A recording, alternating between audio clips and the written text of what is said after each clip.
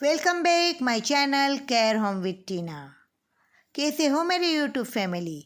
आशा रखती हूँ आप सब सकुशल होंगे। आज मैं आपके साथ एक बहुत बड़ा साड़ी ऑर्गेनाइज़र का आइडिया शेयर करने जा रही हूँ, जो बनाना बहुत ही आसान है और इसे आप स्क्वायर टुकड़ों से आसानी से घर पे तैयार कर सकते हैं। और इसमें मैंने अपनी 15 साड़ियों को स्टोर किया है और इसमें आप शर्ट को, कंबल को भी स्टोर करके रख सकते हैं। मेरा मिशन आप सबको बहुत इजी वे में सिखाने का है और मेरे इस मिशन को सपोर्ट करने के लिए आप मेरी चैनल को सब्सक्राइब ज़रूर से कीजिए और चैनल में नए हैं तो बेल आइकन दबा दीजिएगा, जिससे सोमवार और शुक्रवार को मेरे नए वीडियो का नोटिफिकेशन आपको सबसे पहले मिले। तो चलो शुरू करते हैं कि ये मैंने कैसे तैयार किया है। इसके लिए मैंने यहाँ पर बेडशीट का यूज़ किया है। 14 इंच लंबाई और चौड़ाई के हमें स्क्वायर टुकड़े काटने हैं और ये मैंने 10 पीसीस को काटा है। आप यहाँ साड़ी का भी यूज़ कर सकते हैं और आप बहुत आसान वे में इसे कैसे तैयार करेंगे ये आइडिया मैं शेयर कर रही हूँ। ट्रांसपेरेंट शीट एक चाहिए हमें, जो भी हमें 14 लंबाई और चौड़ाई की लेनी है, एक ही स्क्वायर माप की, यानी हमारे सारे ही जो माप है वो एक ही नाप के हैं। और इसके साथ मैंने जो राइस बैग आती है उसका यूज़ किया है, तो उसके भी मैंने जो है 4 पीसेस काट लिए हैं और एक नीचे का जो पीस है मेरा, उसको हमें डबल रखना है जिससे इसका बेस मजबूत हो। तो एक हमने सीधा रखा है, एक इस तरह से बीच में राइस बैग रख के हमें इस तरह से जो है हमारे सारे टुकड़ों को सिल लेना है। तो एक नीचे, एक बीच में राइस बैग और ऊपर एक वापस हमारी बेडशीट का कपड़ा आएगा और इस तरह से हमारे अपने सारे ही 5 जो हमारे पीसीस हैं उनको हम सिल कर तैयार कर लेंगे। और नीचे बेस में हमने ये डबल लिया है जिससे ये बहुत मजबूत बनेगा। अब हमने जो ये टुकड़े तैयार किए हैं उन्हें हमें आपस में जोड़ना है और बड़ी आसान वे में आप इस पर सिलाई भी कर सकते हैं। आप चाहे तो इसे हाथ से सिल कर भी, डबल सिलाई करके भी हाथ से भी सिलकर तैयार कर सकते हैं। और इस तरह में इसकी बाहर की साइड जो है सिलाई लगानी है, जिससे हमारा जब ये ऑर्गेनाइज़र बनेगा तो अंदर से नीट एंड क्लीन रहेगा और कहीं पर भी सिलाई दिखेगी नहीं।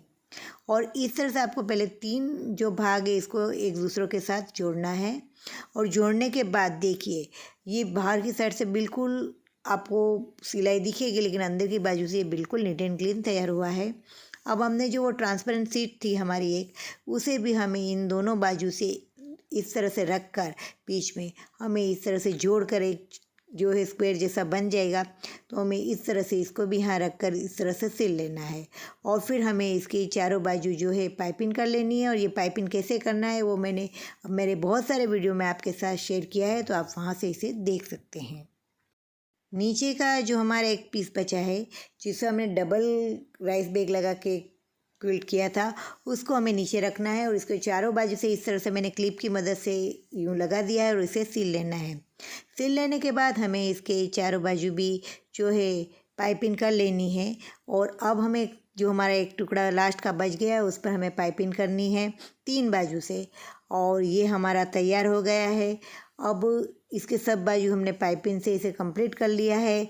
अब हमारे ऊपर की साइड ही बाकी रही है जिस पर हमें चेन लगानी है। तो हमें एक भाग चेन का जो है वो यहाँ पर लगाना है।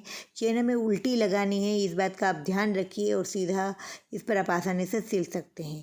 और ये जो हमने 3 बाजू पाइपिंग लगा के तैयार किया है उस पर भी हमें चेन लगानी है, लेकिन चेन यहाँ पर हमें सीधी रख के लगानी है। जहाँ पर हमने लगाई थी वहाँ हमने उल्टी लगाई थी, क्योंकि हम फिर इस पर प्रेस सिलाई करके उसे सीधा कर लेंगे। तो इस तरह से आप 3 बाजू से जो है बगैर रनर के पहले इसे लगा लीजिए और फिर इसमें रनर एंटर कीजिए। और आप देख सकते हैं कि हमने जो इस तरह से लगाई थी उसके बाद हमने इसके ऊपर प्रेस सिलाई कर ली है, तो ये सीधा हो गया है और बहुत आसान वे में हमारा नीट एंड क्लीन काम दिख रहा है। अभी हम यहाँ से जो है चेन काटने की जल्दी नहीं करेंगे। अब जो हमारा ये बचा हुआ एक भाग है वहाँ पर हमें फिर से सिलाई करनी है और सिलाई करने के बाद उसे पर भी हमें पाइपिंग लगानी है और बाद में हमारा ये जो चेन का भाग है उसे हम काट के अलग कर लेंगे। तो इस तरह बड़ी आसान वे में आप जो है ऑर्गेनाइज़र तैयार कर सकते हैं। अगर आप इसे कपबोर्ड में रखना चाहते हैं, कपबोर्ड की आपकी जो लंबाई है, ऊंचाई है, वो किस तरह से, उस हिसाब से आप इसकी जो है ऊंचाई को बढ़ा भी सकते हैं और इस तरह से इसे तैयार कर सकते हैं। मैं अपने कपबोर्ड में रखने वाले तो ये परफेक्ट इसमें माप में आ जा रहा है और साड़ी को रखने के लिए 14 बाई 14 इंच परफेक्ट माप है।